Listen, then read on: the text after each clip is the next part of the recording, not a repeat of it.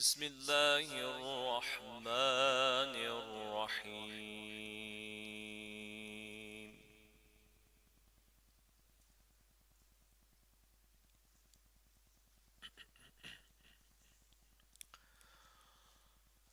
ألف لام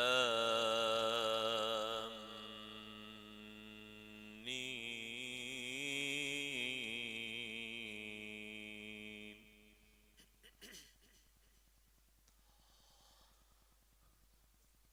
الله لا إله إلا هو الحي القيوم.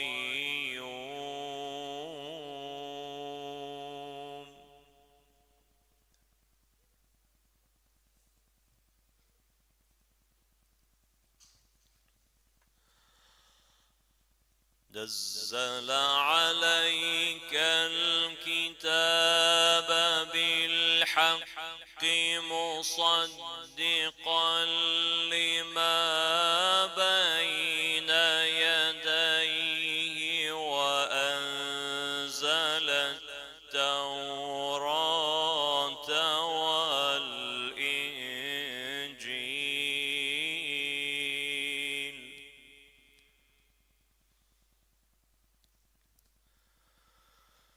من قبل هدى للناس وأنزل الفرقان.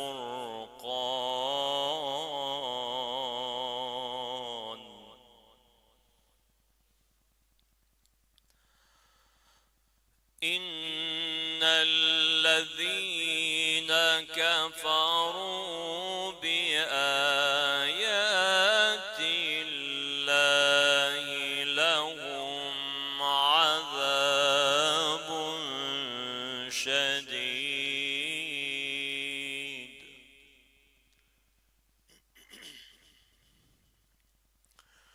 والله عزيز ذو انتقام.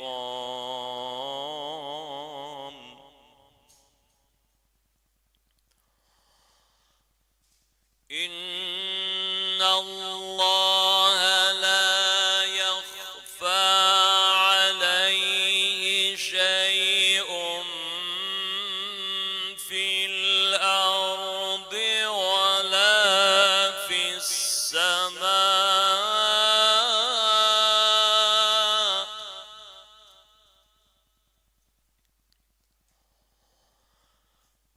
هو الذي يصوركم في الأرحام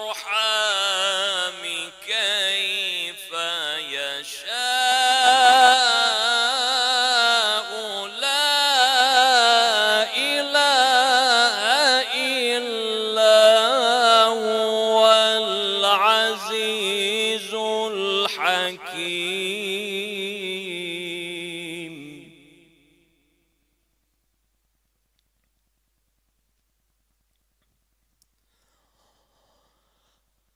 هو الذي أنزل عليك الكتاب منه آيات محكمات هن أم الكتاب وأخر متشابهات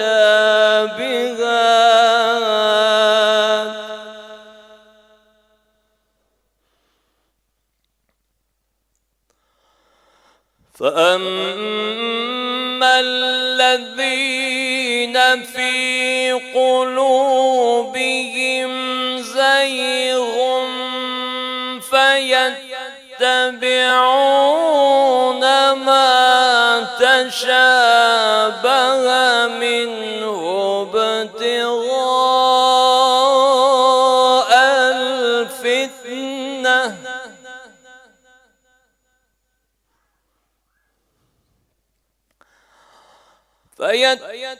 فيتبعون شابه منه ابتغاء الفتنة وابتغاء تأويله وما يعلم تأويله إلا الله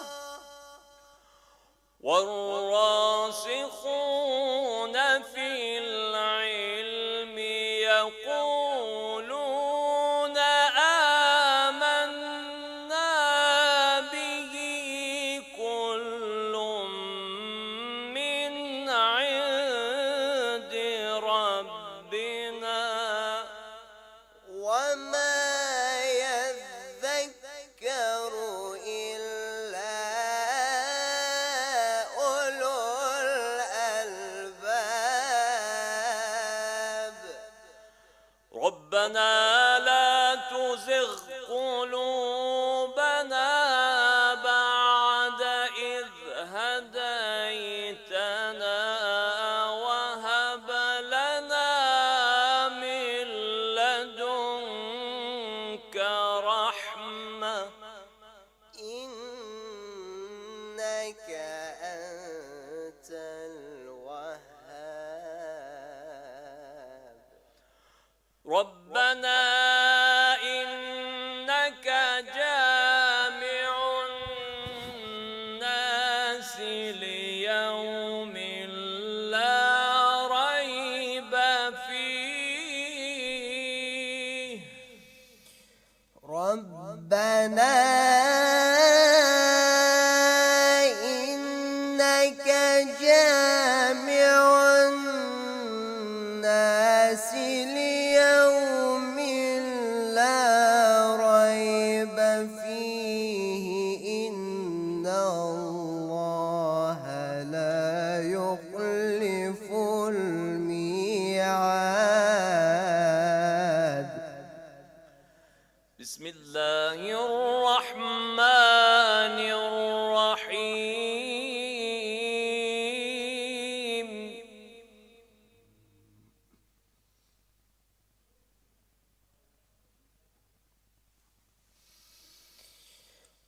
بسم الله الرحمن الرحيم قل يا أيها الكافرون قل يا أيها الكافرون لا أعبد ما تعبدون ولا أنتم عابدون ما أعبد ولا أنا عابد ما عبدتم ولا أنتم عابدون ما أعبد لكم دينكم ولي دين صدق الله العلي العظيم اللهم صل على محمد وآل محمد أعوذ بالله من الشيطان الرجيم بسم الله الرحمن الرحيم الحمد لله رب العالمين والصلاة والسلام على أشرف الأنبياء والمرسلين حبيب إله العالمين أبي القاسم المصطفى محمد وعلى أهل بيت الطيبين الطاهرين المعصومين الذين أذهب الله عنهم الرجس وطهرهم تطهيرا. Before I start, I thank Sheikh Haidar for joining us. It's beautiful, mashallah. His voice wasn't ready, I didn't warm up, but still join me, that's good. Congratulations for the a'yad of the month of Sha'ban, and today we are commemorating and celebrating the birthday of Imam Hussein alayhi salam, Abu Fadl Abbas alayhi salam, and Imam Sajjad alayhi salam. So the topic that I chose is sort of in continuation to that topic of adaptability that we talked about. And one of the very important aspects of adaptability, and perhaps an extension to that, or maybe you can consider a separate topic, is creative problem solving. If you wanted to look at the life of Ahlul Bayt alayhim salam, there are certain things that you can see all the way through, and you can, for example, match parts of their lives with each other, but then their circumstances are different. So one imam needs to do, for example, war, the other one needs to do peace treaty, the other one needs to be tolerating the prisons, different things. But one of the aspects of their lives that you can see that keeps repeating itself is this part, which is the creative problem solving, as we called it. And especially you can see that in the life of Imam Sajjad alayhi salam, and you can compare it to the life of Imam Hussein alayhi salam, two imams not being far from each other from time-wise, father and son. Both of them have the same mission. Both of them are imams, that they are supposed to do the same thing, but you see their lives as totally different. They did exactly, maybe you can say even opposite each other if you want to say, but in different circumstances. So that shows their creativity in dealing with the circumstances that are facing. And if we wanted to talk about the creative problem solving, like adaptability, is something that it would be applicable to our lives. It would be something you can look at it from the psychological perspective, from the life coaching, and all the things that you can deal with it every day. Even in business, you can actually apply that. So when we talk about creative problem solving, we're talking about approaching obstacles in your life, in your business, in your, let's say, relationship, in everything that you have. You see obstacles, but you want to deal with them with an innovation, because sometimes things that traditionally are supposed to work, then they don't work.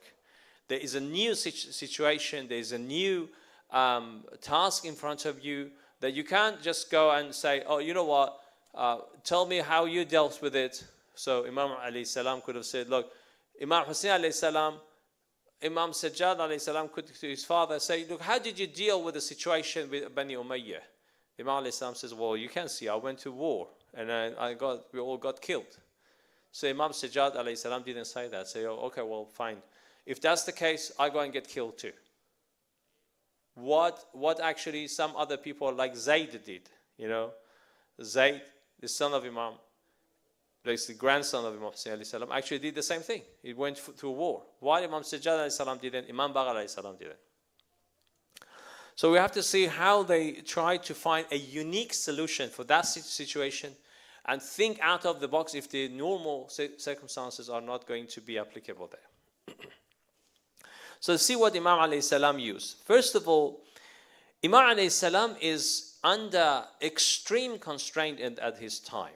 The situation is really, really dire. It's very difficult because you've got the situation of post-Karbala, after Karbala, and in this situation, at least you can say the army of Ahlul Bayt alayhim salam, politically they're not in the superior position. Politically they look like they're actually defeated. And they have extreme surveillance. The the Bani Umayyad, the Umayyad, they had very powerful surveillance. Things that you see nowadays with CIA and Mossad and all that, they actually existed. You'd be surprised that you see lots of those things. The methods actually used then. It's just technology was different, but the methods were quite similar. Like infiltrating inside their families and friends and groups and communities and showing their face like somebody is a friend. All these things that you see nowadays existed at the time. And of course, Imam alayhi salam was going through an extreme trauma. The trauma of seeing your own, somebody like nowadays, you find somebody, for example, comes to a medical center as very traumatized person. Say, what happened? You know what, I saw my, for example, brother getting killed, or he got killed in front of me, or somebody, a member of their family, or somebody even close to them, not even a member of their family, somebody they knew. It wasn't, we had actually a case in my old surgery that there was this chap who was a phlebotomist. They take blood. So he was one of the guys that comes and takes blood, and he by mistake he drank instead of drinking his cold drink, he drank a very hot drink, which was like a soup or something. By mistake he was doing barbecue and he picked up the wrong. It's funny. I mean, it's funny, but he died. But he drank that and he died. Yeah, he burnt inside and he died. And this was, we had to send our nurse for counseling. Yeah, it's weird, really weird, I know. But and he was like 23, I think, 23-year-old, fit guy, very handsome, very, everything healthy. And that's how he died. It's weird. That itself is a different thing. But what I'm saying is that we had to send the nurse for counseling because she was traumatized. Even she didn't see him. She just working there, knowing him. People get traumatized. Now think about somebody who has seen the death of his father, his brothers, his nephews, the torturing him. He got tortured. He saw the imprisonment of his auntie, his sisters, everybody is getting tortured. His own family getting tortured. All these difficult, they're going extremely close to death. Imam alayhi salam had close to death experience as well, because he was almost dying. All that trauma is still there. And then you're facing the Umayyad, the other thing that they wanted. Their purpose was this. Their purpose was to get rid of the memory of Karbala. That was very important to them. That's why they celebrate the start of Muharram, Bani Umayyah, la'natullah alayha, or alayha, we should say. Is it Umayyah or Bani Umayyah? Which one do we have to send the la'na on them? So they tried to erase even the memory of Karbala. So what they did, they tried to, first of all, introduce Muharram as a celebration time. Secondly, they fabricated a hadith about Ashura. Say, Ashura is a day of celebration. Fast on that day, celebrate. It's a blessed day. That's what we say in Ziyata Ashura. Tabarrakat bihi banu Umayyah wa abna akilat al-Arba. So they try to get blessing from that day, from killing Imam Hossein alayhi salam.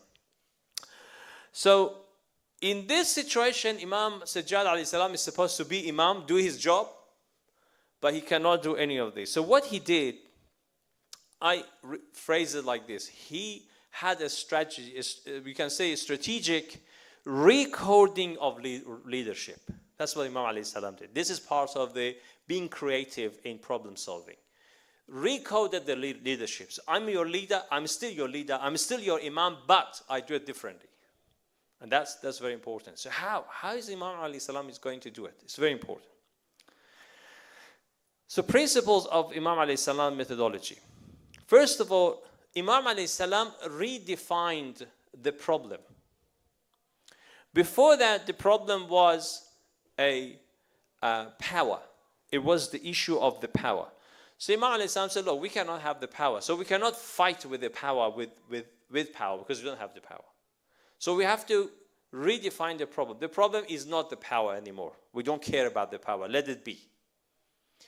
The problem after Karbala became something about, you can call it existential. So it was like, it was bad existence of something bad, not about how powerful that bad is. You see, sometimes you for example, let's say, for example, as a disease, of my example, sorry, they go medical. But let's say it's a disease, and sometimes you talk about how powerful this disease is. You saw this COVID, for example. If you look at COVID as a power, it wasn't actually that powerful. The power of COVID disease was quite similar to influenza. Yeah, COVID disease itself is almost as, or in some cases less. Basically, it varies. So it's almost like influenza. However, it wasn't about how powerful this is. It was about how common that is, how fast it spreads around. Because if you have 5 sick people amongst 100 people, 5 sick people, you can handle it. They have influenza, so fine, no problem. One of them might need intensive care, no problem. We'll sort it out. And suddenly, the sister of influenza came, COVID, and said, you know what? Yeah, it's true, but I give you 20 sick people. Now you need 4 beds for intensive care, because out of 5, one of them needed intensive care. That was 1 intensive care you had. Now I give you 20% sick, 4 beds. That now is a problem.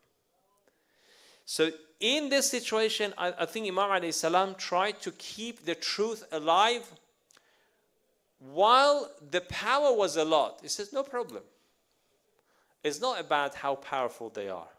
It's about, are they supposed to be there or not? Are they supposed to do what they did or not? And even approaching that was in different ways.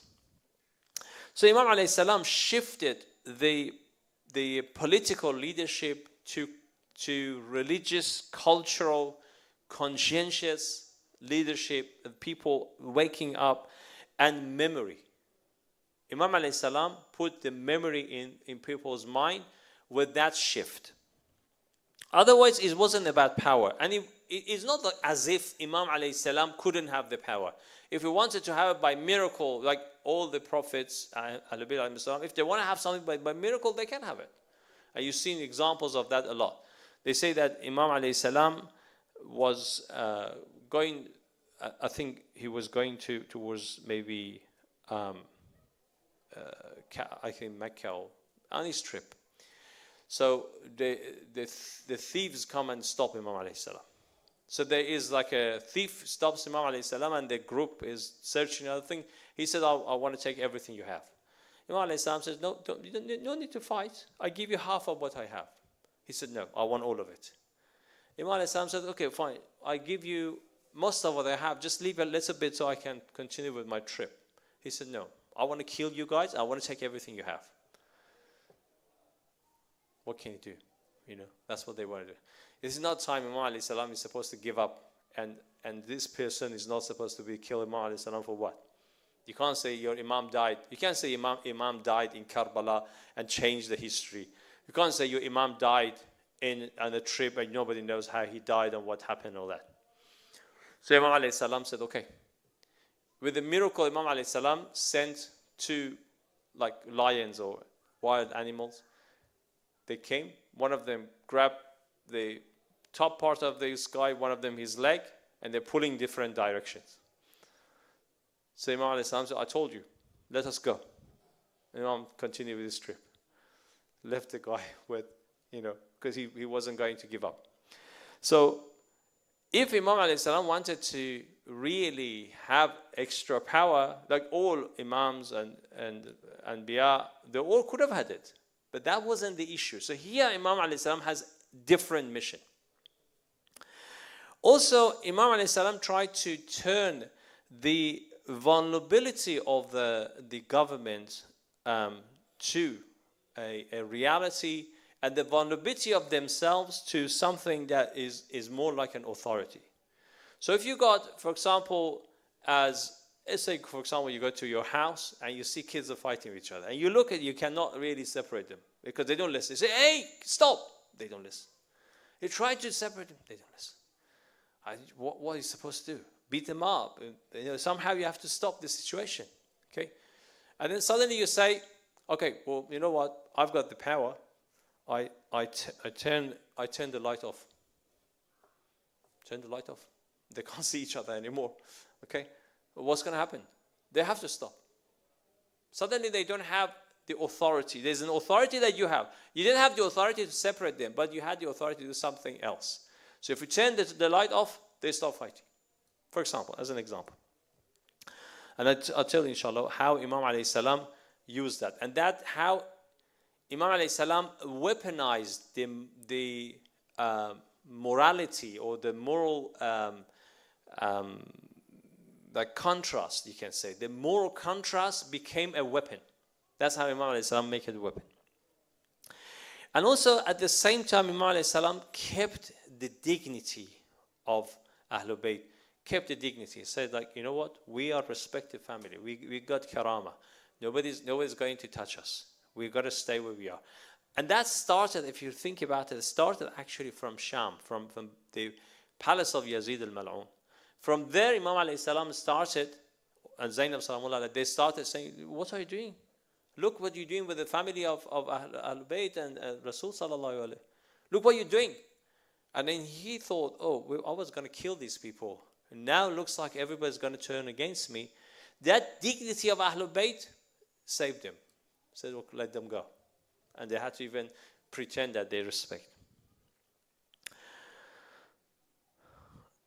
Then Imam alayhi salam came and used this sort of creative leadership. And what he did, it said that, okay, I'm going to accuse the oppression without confrontation. Because if I come here and I see that,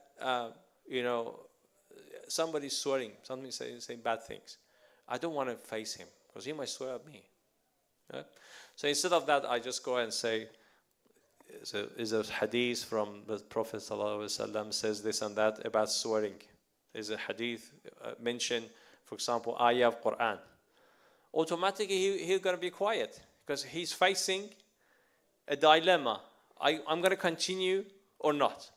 When he sees that there is, I didn't confront him, I didn't talk to him, but I clarified what he does is wrong.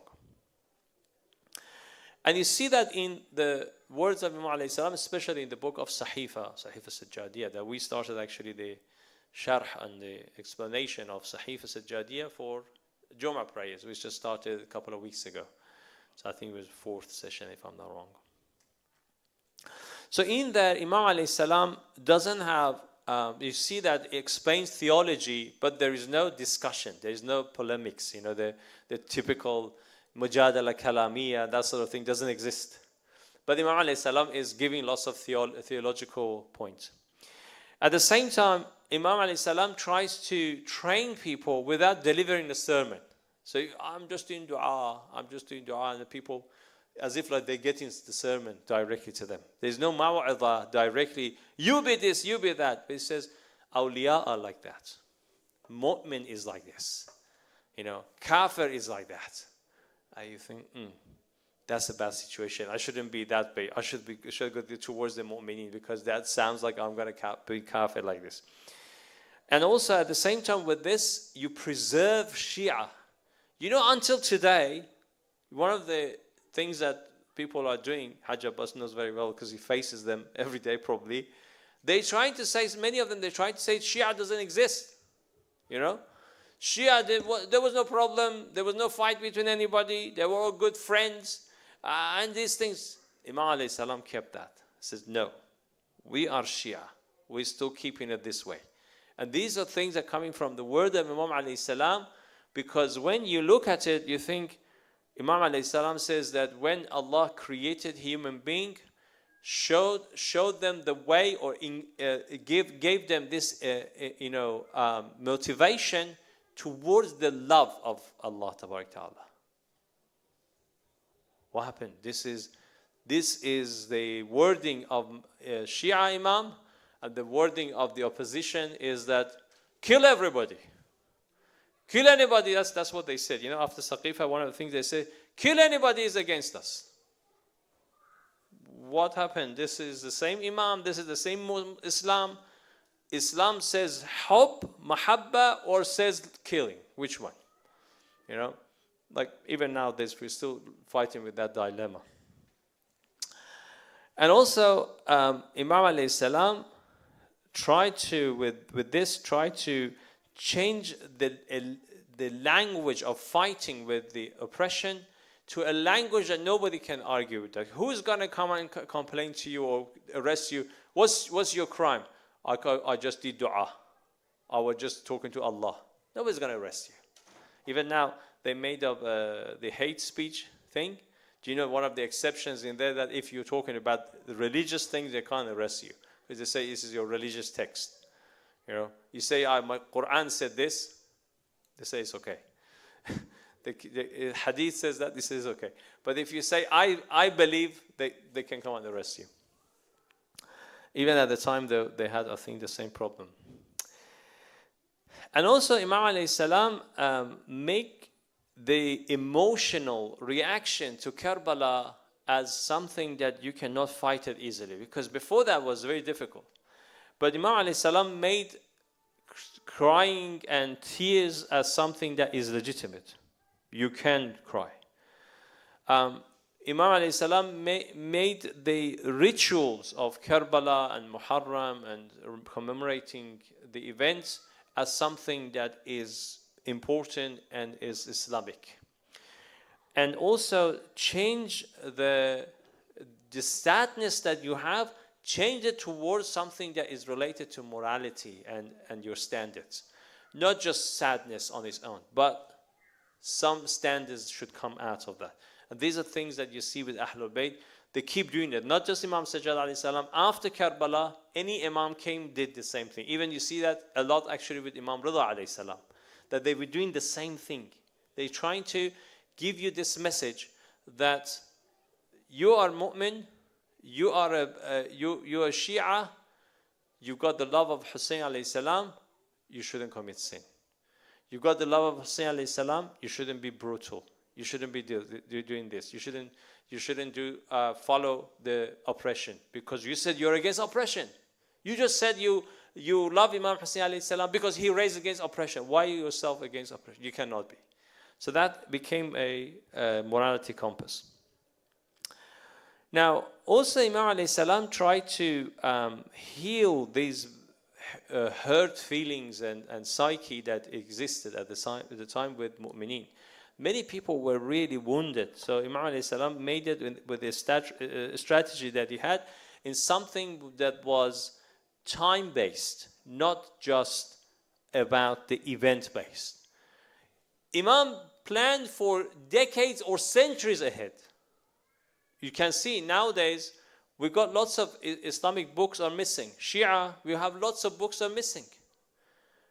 But they didn't look at Sahifa as something that they should destroy. You know, they look at Sahifa, this is a book of dua, let him have it. But they came to the books that were about, for example, if I write on my book like 110 reasons that we are against Saqifa. The people who are after us, they are pro Saqifa, they're gonna somehow, we want to find that book.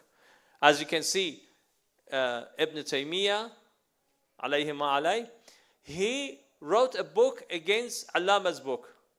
The Allama's book was basically about the Shia belief and the Saqif and all that. He wrote a book and he says, no, I have to write a book that I can prove that he is wrong. But if you wrote a book about dua, people say, oh, it's about dua, leave it. They don't know what's in there.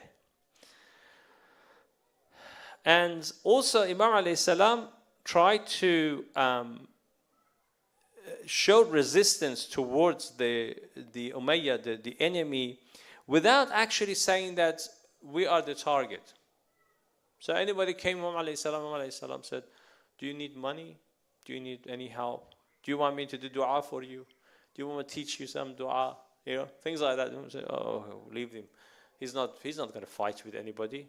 Nobody in the history said that Imam alayhi salam was ready to draw sword and kill anybody. Nobody has said that.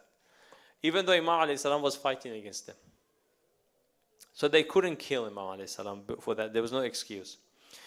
And there was also, because of this approach, you actually change, and that's a very good strategy for our life as well, all of these. And one of them is that you change the strategy to bring it to your court. Your field is in the middle of desert with sword, bringing 20,000 against 100 people and kill them. You can't do that. You can do that easily.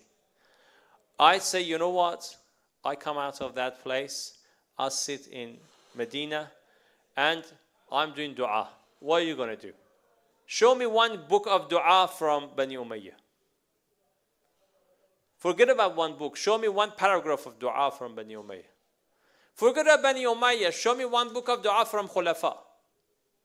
One book of dua, one paragraph, one page of dua from all these Khulafa, of being from the Khulafa, the first Khulafa, and then Bani Umayyah and Bani Abbas. Show me one book of dua. Maybe one of the Ma'mun, I think, has like a page, and he was very eloquent, and he has something, and he had a little bit of dua in there. But one book of dua from any of them, nothing. So we go to our court, we got something that you cannot even imagine doing anything with that. You cannot even come to comprehend what we're doing. That's how Imam alayhi salam approached it. And this is, I think, the art of surviving without power and under extreme surveillance and pressure. And this is the art of having religion. When you have religion, and this is what we need to learn for our lives, because often we are under pressure. Okay, maybe not like that time, but often Muslims are under pressure. The moment you have a bit of free speech, they make an excuse. They get, oh, that guy fell is probably your fault. You did something wrong. No, we didn't. We had nothing to do with him. No, maybe you did. Let's just make a law that you cannot get close to these guys because you might be guilty. That's it. Take some freedom away. That's how it's happening every day. Somebody somewhere has a problem, and we have to pay for it. I think I talk too much. Usually, as you know, I don't go on and on. But because this topic is not something that you can easily get into it. You don't know what is happening in my mind. So that's why I had to go through these points very quickly, even though many of them need explanation. They need examples and much more than that. But just up to here, and inshallah we hear what you guys have to say. Salawat ala Muhammad wa ala Muhammad. So questions, points? No? Yes?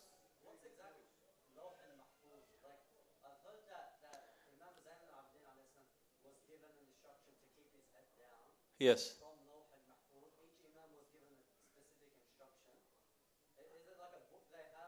Lawh al-Mahfuz, you're talking about Quran. The book of Allah is in Lawh al-Mahfuz. That's what we're talking about?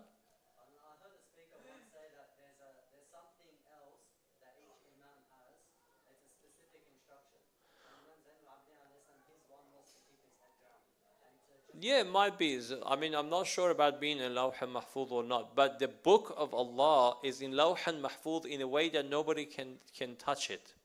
So nobody can change the order of Allah tabaraka wa ta'ala, what Allah has in the book. Because when we talk about the book, Quran is just a reflection of the book. Yeah? Because each book of Allah is a reflection, and the most comprehensive reflection of the book is Quran. However, the book of Allah is something much vaster than the book that is in front of us. And the Ahlul Bayt alayhi salam and Rasul sallallahu alayhi wa sallam, they had access to that. So maybe that's what, I'm not sure if what that lecturer was trying to say. Or is it maybe something that I don't know if anybody else knows? Do you know anything about the Hajj? Never heard of being, because Lawh al-Mahfuz is in Quran. Apparently his instruction was to Yeah, that's what we're saying. Every imam had a duty, and this is what we're talking about. the Imam alayhi salam's approach in his own way. But every Imam had a creative problem-solving method. Like even if we look at the event of Karbala, Imam Hussein alayhi salam made the event to the extreme level. You could have got killed, halfway through. You could have got killed not waiting in Karbala for a while. You could have got killed on your way. You could have got killed on your own. There are lots of possibilities could have happened. But Imam alayhi salam made it to be the Karbala that we know. That is a creativity that Imam alayhi salam had to use to make it with family, being in the desert, somewhere there near. These are all plans in the frame that was in front of them. Sheikh, I have two questions. Sure. First one regarding all of us know the angel Photrus Yes. has his wings broken. Hmm. And I don't know, for some Yeah, this story. Yeah. and the gun has, I don't know how much is this Authentic. authentic, but Yeah. to go with it, Yeah. Jibreel alayhi salam came Yeah. to Rasulullah when Imam Hussein salam Yes. was there, born. To touch the Imam alayhi salam's cot and get shifa. He informed Yes. Rasulullah, no, there is an angel, Safa, Yes. Yes. with a broken Yeah. and he needs like shafa. Shifa. My question is, Rasulullah, who is more a'lam, Jibreel or Rasulullah? A'lam. I mean, it's supposed to be Rasulullah. No, You're talking about a'lam, or you're talking about being more deserved to do shifa? Which one? a'lamiyya. Okay. More knowledgeable. Yes. It should be, in my opinion, it should be Rasulullah Sallallahu alaihi wasallam. more knowledgeable from Jibreel. Oh yeah. So he should know about Photrus. Yes. Not wait for Jibreel to come to him. Yeah. To tell him about angel Photrus. Yeah. If this story, whatever, like if it is real, Yeah. happen or whatever. So this is my question. Yes. Isn't Rasulullah waiting for Mm. Jibreel to tell him, or he knows more than Jibreel? Or I got the point. Yeah. knows less than Jibreel? Yeah. My second question of the same point, maybe you're gonna answer Sure. both two points in one answer. Yesterday, when I was searching in Facebook, I came to know very nice dua when somebody seen a bad dream. Mm. When he wake, he says, أعوذ بالله كما استعاذ به ملائكته ورسله وأنبيائه, etc. The script very nice. Mhm. And he read, he say Hamdu after the finished the dua and al-ma'udat. Mm. Jibreel taught Rasulullah about this. Yes. How comes that? I mean, The same thing. Yeah. yeah, I mean, how Jibreel knows more than Rasulullah? That's right. You know, So- Rasulullah is the top of the So for ladies that didn't hear the question, I'll just explain. The question is that there are examples that Jibreel alayhi salam brings some messages or some information for the Prophet sallallahu alaihi wasallam. Hajj is asking that isn't the Prophet more knowledgeable than Jibreel or not? First of all, when we talk about Jibreel alayhi salam, we're talking about message from Allah tabaraka wa ta'ala. Yeah, so we're not talking about his own independent knowledge. Yeah. So the knowledge that Jibreel alayhi salam has is connected to what Allah Ta'ala wants him to know and wants him to give the Prophet sallallahu alaihi wasallam. So when you talk about Jibreel and the Prophet, this comparison, it doesn't work here. This example doesn't apply there, because this is about a message that Allah gave to Jibreel alayhi salam. Go and take this to, for example, the Prophet sallallahu alaihi wasallam. Everything he does is based on that. Jibreel, angels are like that. So angels have knowledge, limited, purposeful. Yes. Any angel in this world, because you know the angels are numerous. The number of angels is more than other creations. So there are many, many angels. And each of them has a level of knowledge and also a duty. Jibreel alayhi salam, his message, his duty is to bring the message of Allah Ta'ala to the Prophet. So whatever he brings is actually related to Allah's knowledge. Of course, that's more than the Prophet sallallahu alaihi wasallam. That's number one. That's to answer the whole question totally. About the particular incident, those riwayat, they don't have strong sanad, and the authenticity is not that strong. However, there's nothing against them we don't really fight against them, because the story is not about belief. It's not about, for example, fixing your prayers or something like that. It's about the story that shows that Imam alayhi salam, for example, could give shifa to an angel, and that's possible. It's possible. Yeah, we don't know. Of course, Ahlul Bayt alayhi salam, their level is higher, and that there is always in these stories, and what happens is a message. So sometimes, for example, the Prophet sallallahu alaihi wasallam comes home and says, for example, who is in that room? Or goes somewhere and says, why did you do this? Asking questions. Not because he couldn't access the ilm al-ghaib and find out. He could, but he wouldn't on purpose, so others hear the message, hear the story, they understand what happened, because they say, oh, you assumed, for example, that your prophet assumed this. Your prophet didn't know it. It could be these things like that. So the story goes based on the circumstances for a reason. Anything else? صلوا على محمد وآل محمد.